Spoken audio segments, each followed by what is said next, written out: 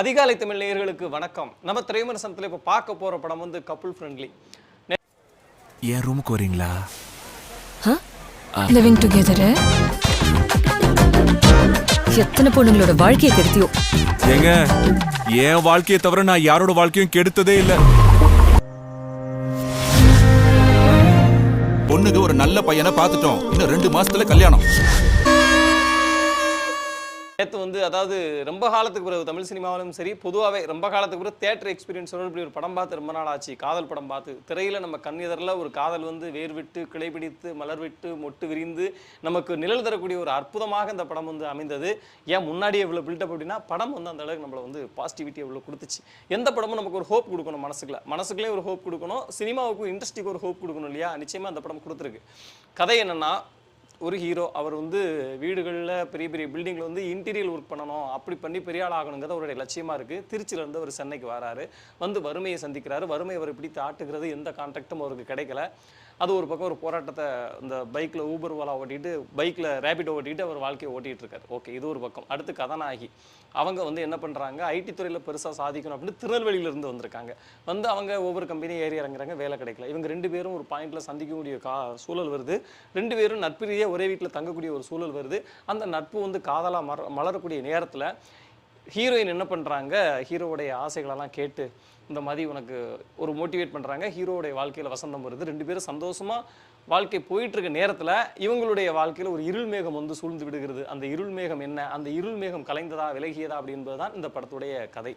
கதையின் நாயகனாக வந்து சந்தோஷ் சோபன், தெலுங்கு நடிகர், தெலுங்கில் ஒரு முக்கியமான நடிகராக இருக்கக்கூடியவர்.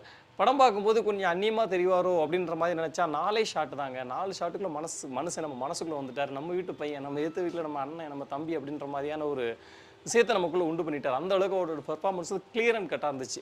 அடுத்து ஹீரோயின் மானசா வாரணாசி, அவங்க வந்து அவங்க அழகும் சரி, இடவலை வரைக்கும் அவங்க அழகை ரசிக்க வச்சுக்கிட்டே இருக்காங்க. இடவலைக்கு பிறகு எப்படி நம்ம கண்களை ரசிக்க வைக்கிறாங்களோ, இடவலைக்கு பிறகு நம்மளை கண்ணிறைந்து அளவும் வச்சிடுறாங்க. அந்த மாதிரியான ஒரு அற்புதமான நடிப்பை கொடுத்துருக்காங்க.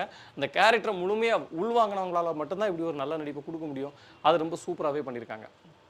அடுத்து வரக்கூடிய நம்ம சுனில் ரெட்டியாக இருக்கட்டும், யோகி பாபுடைய வரவு கூட அந்த படத்துக்கு ரொம்ப அற்புதமாக அமைஞ்சிருக்கு. அவருடைய கவுண்டர் சிரிக்க வைக்குது. ஒரே ஒரு எமோஷனல் சீன், ஒரு 2 ஷாட் தான். அதில் கூட யோகி பாபு தன்னுடைய இருப்பை வந்து பதிவு செய்கிறாரு. ஒவ்வொரு கேரக்டருக்கும் எழுதப்பட்ட ரைட்டிங், அவங்களோட ஆக்டிங் எல்லாமே பக்காவாக அமைஞ்சிருந்துச்சு. தினேஷ் புருஷோத்தமன் தான் அந்த படத்தோட சினிமாட்டோகிராஃபி. ரொம்ப நேர்த்தியாக அழகாக லைவாக எடுத்திருந்தாப்புல. எந்த ஒரு பெரிய பந்தா பில்டப் எதுவுமே இல்லாமல் திரைக்கதைக்கு என்ன தேவையோ அதுக்கான லைட்டிங்கை செட் பண்ணி ரொம்ப அழகாக மூட கிரியேட் பண்ணி கொண்டு போயிட்டே இருந்தார். அப்புறம் இசையமைப்பாளர் ஆதித்யா ரவீந்திரன், அவருடைய மியூசிக்கில் பாடல்களும் சரி பின்னணி இசையும் சரி சூப்பராக இருந்துச்சு. முக்கியமாக செகண்ட் ஹாப்பில் வரக்கூடிய எமோஷனல் காட்சிகள்லாம் அவரோட ஸ்கோரிங் தான் படத்தை வந்து ரொம்ப நல்லா காப்பாற்றி ஹோல்ட் பண்ணி கொண்டு போயிட்டே இருந்துச்சு அப்படின்னு சொல்லலாம். அஸ்வின் சந்திரசேகரோட ரைட்டிங் அண்டு ஸ்டேஜிங் மேக்கிங் எல்லாமே அற்புதமாக அமைஞ்சுது. ஒரு சீனை எப்படி ஆரம்பிக்கணும், எங்கே முடிக்கணும், எந்த பஞ்சிங் வைக்கணும் ஒரு சீனில் அப்படிங்கிற விஷயத்தில் ரொம்ப கிளியராக வேலை பார்த்துருந்தாரு. பேப்பர் ஒர்க்குள்ள நேர்த்தியாக இருந்தால் மட்டும்தான் இந்த அளவுக்கு ஒரு அற்புதமான இது வரும்.